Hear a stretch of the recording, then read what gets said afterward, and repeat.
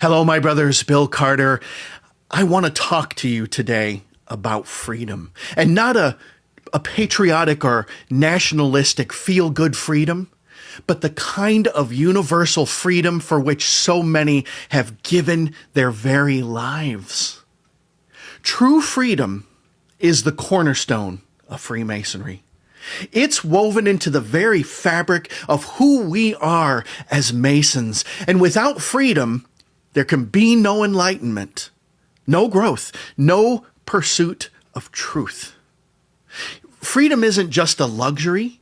It's a sacred charge that we as Freemasons guard fiercely, both within our craft and in the world beyond. But don't let us mistake freedom for license. Freedom of speech, for instance, carries with it the massive weight of accountability. You are free to say what you like, but you are not free from the consequences of your words.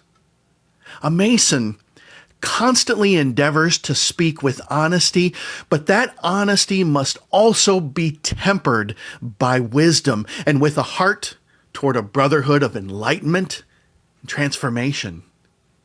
Our words should destroy tyranny and build freedom, not in order to divide people, but to unite in truth, no matter how hard that truth may be. True freedom of speech comes with the understanding that our words shape the world around us and leave echoes in the hearts of others. But equally vital is freedom of thought, because it's in the sanctuary of the mind that the mysteries of Freemasonry truly begin to flourish. Ours is a craft that values inquiry. It encourages bold exploration and celebrates the courage to question. The trestle boards of our ancient mysteries remind us that freedom of thought is the very key to unlocking the hidden wisdom of the ages. We must be the guardians of intellectual liberty, challenging dogma, embracing diversity of ideas, and sharpening our tools to carve out clarity from the chaos of life. Freemasonry doesn't dictate what we think, but it demands that we think deeply, guided by light and the pursuit of truth. Freedom of action, too, is a Masonic virtue rooted in the teachings of our ritual.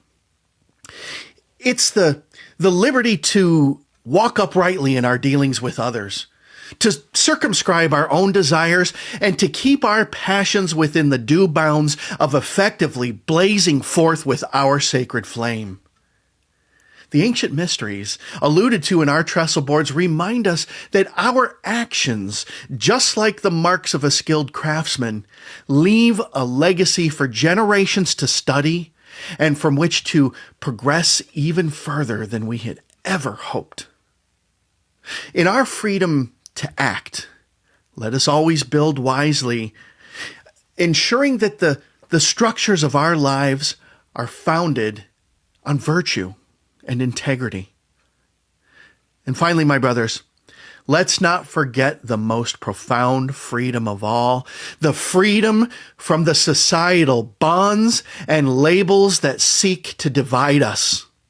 Freemasonry begins first in the heart, a place where a man stands not as a title or a station, but as one who seeks to be a brother and an adept of our royal art.